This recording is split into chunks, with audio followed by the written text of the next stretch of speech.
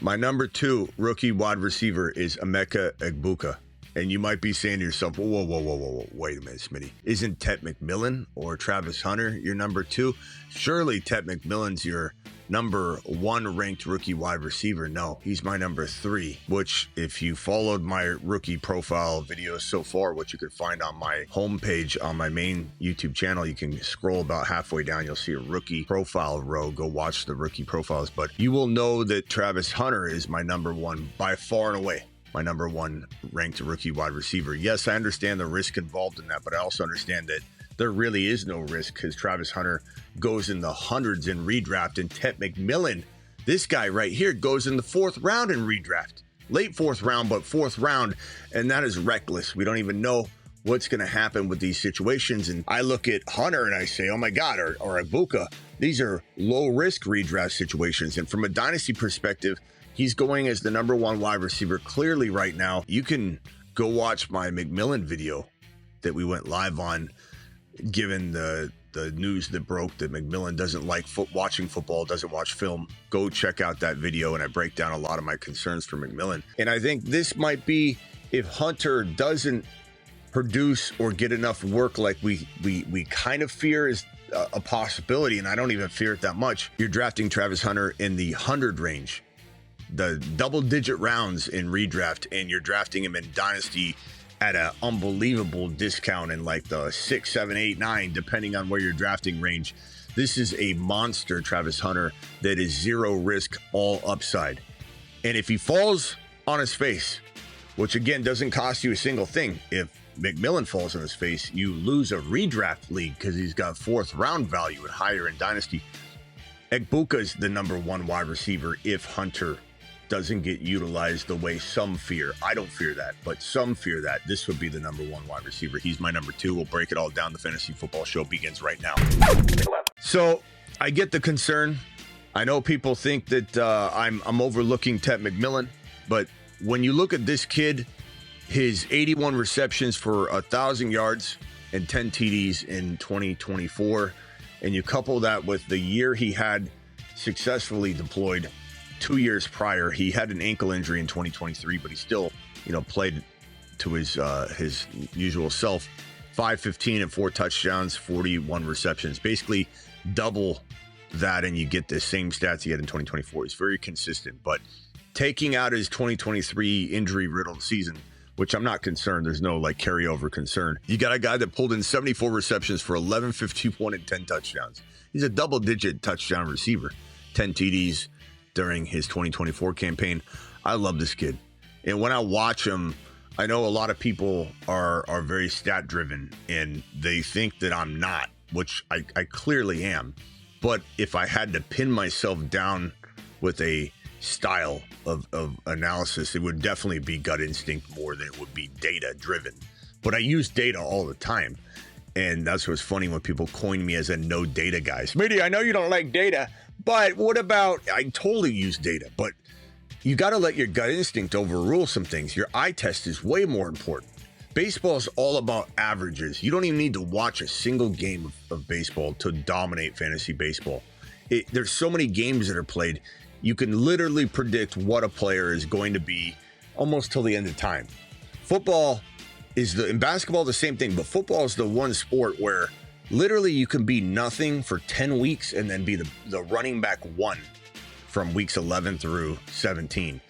It's such an amazing sport, and it's what makes this so fun. The people that try and pin it down to data being the most important part of the fantasy football evaluation process, they've got it wrong. It's gut instinct, and you either have it or you don't. And dare I say, the people that are very data driven, you should be all about the data, the trending, the historical stuff. I bet you those people on average found that they're not very good at the gut driven stuff, and so they turn to the data to help guide them and make them make the best decision they possibly can.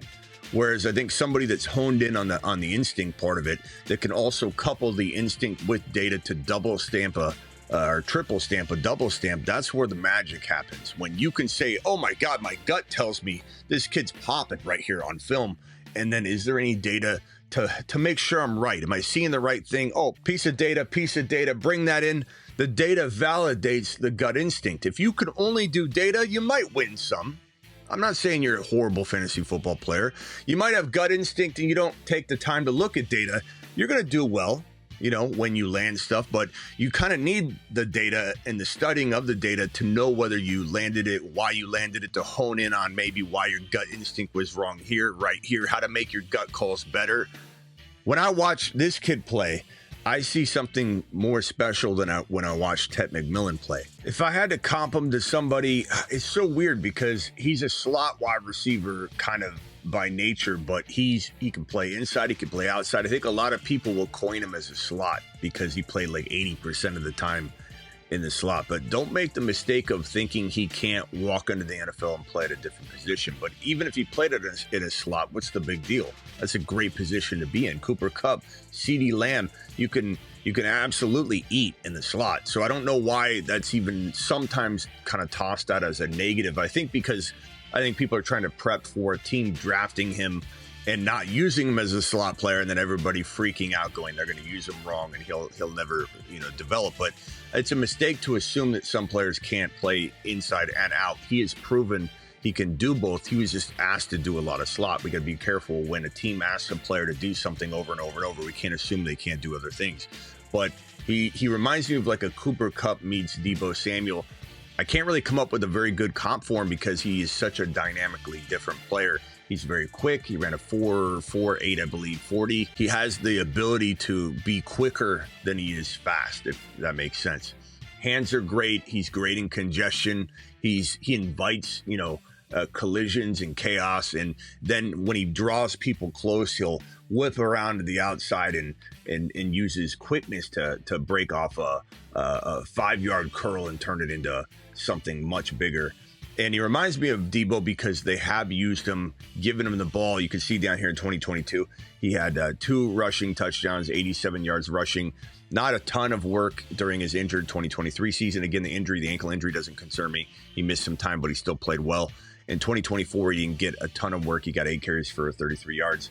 But the 2 touchdowns, in 2022, very easy to overlook how good he could be as a Deebo Samuel-esque wide back type player in the National Football League. Miami Dolphins, if they traded Tyreek Hill, he'd be a great fit to replace Tyreek Hill. And one reason I love him so much in terms of being maybe a good runner at the National Football League is his freshman year, his first year, he was a kick returner. And I believe he led, don't quote me on this, you can try and quote me on it, I guess, since I'm saying it. But I think he led the Big Ten, I think, on the entire season in kick returning, and was really dynamic and showed a lot of ability to win in those congested environments. And so he brought that kind of skill set into the receiver position, which he was a high prospective receiver anyway. It wasn't like he learned how to play wide receiver. I'm just saying, when he brought those skill sets that he learned from kick returning into his receiving game, he just stepped it up big time. And I love him in the slot. He reminds me so much of a Cooper Kupp meets Deebo Samuel. Not one of them individually, just the combination. He's big. He's 6'1". Let me pull up his comps or his size here. He's 6'1", 205. He's a big boy playing slot, and that's awesome. That's a dynamic slot player.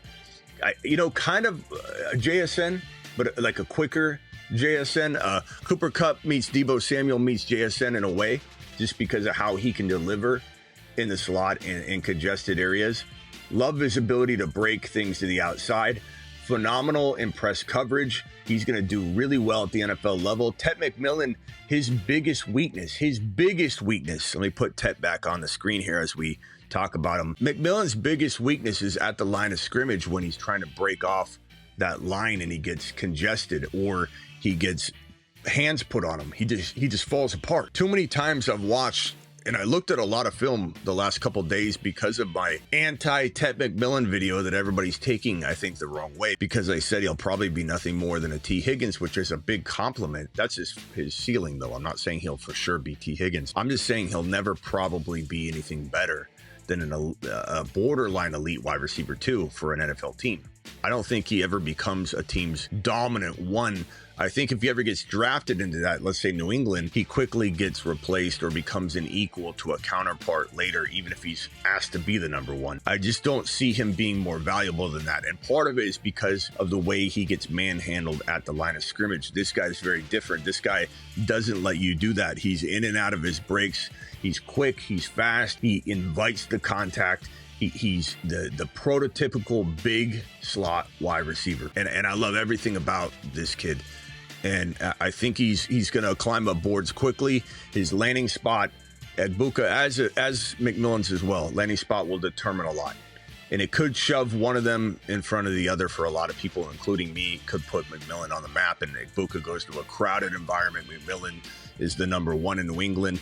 And then it comes down to volume, But long term, I think he'll float above Tet McMillan. He is my number 2 ranked rookie. I know it's a little bold. I know it might feel ahead of the curve for some of you and just flat out crazy to others that have already sold themselves on Tet McMillan. But ask yourself the question, are you hell-bent, pot committed to Tet McMillan because you've already committed verbally to your buddies, put your receipts out there and said he's going to be glorious and an amazing wide receiver? Or have you actually delved into the film and watched him get manhandled at the line of scrimmage? Have you concerned yourself with the recent news that he doesn't even watch football, never has, that he doesn't like watching film, hates watching film, and wonder if maybe he's not a student of the game and that could hold him back from being that elite player? I'm not saying this will become an elite player, Emeka Egbuka, but I think he has a better shot at becoming an NFL wide receiver 1 for a team and a top 15 fantasy football wide receiver. Not locked in, but a better chance of becoming one than Tet McMillan. And that's why he's my number 2 ranked wide receiver. And if Travis Hunter doesn't get drafted to play any wide receiver at all, which I do not think will be the case, I think Hunter's still my number 1, will be my number 1, and will be right on Travis Hunter at the end of the day. But if I am wrong on that, you don't lose leagues because Travis Hunter is going in double-digit rounds. He's a 100 overall pick in best ball redraft. He's going well past 5 or 6 overall in a dynasty format. So you're not losing any sleep or any value or losing leagues over Travis Hunter failing. But if he does fail, I believe this will be the number 1 rookie from this class. Let me end on this note. This wide receiver class is not that good. I know we all want this class to be good. I know we all want a BTJ to be in here. Maybe he could become a slightly lower, lesser version of those big 3 that came out, Harrison Jr., BTJ, Neighbors. He'll never be as good as those 3, but maybe he could be closest to those guys. Sure, but don't let yourself have a clouded judgment because you want this class to be as good as last year's class. I would take 3, if not 4 running backs before I draft a single one of these 2025 wide receivers. It is running back season when it comes to this draft class. The wide receiver class, it's just trying to find that one potential guy, and this is the best shot if Travis Hunter is not. Don't forget, get on over to my Patreon. The link's in the description of the video, patreon.com/thefantasyfootballshow. Don't forget to get on over to my thefantasyfootballshow.com for all my rankings, bold predictions, trade calculator. I've been doing the written content thing, the tools, the trade calculator, which is why I got into the industry, because no one had a trade calculator that I could find, so I invented it. To my knowledge, anyway, I couldn't find it, so I said, let's do it live. And that's when I got into the industry in 2002/2003, creating all of this you see here. I've been doing this since. It's been bread and butter for the brands. So understand that this has been cultivated for 2 decades. Go get some 365 fantasy football content. And I'm live Monday through Friday, 8 p.m. Eastern, every single Monday through Friday, and live whenever big news breaks.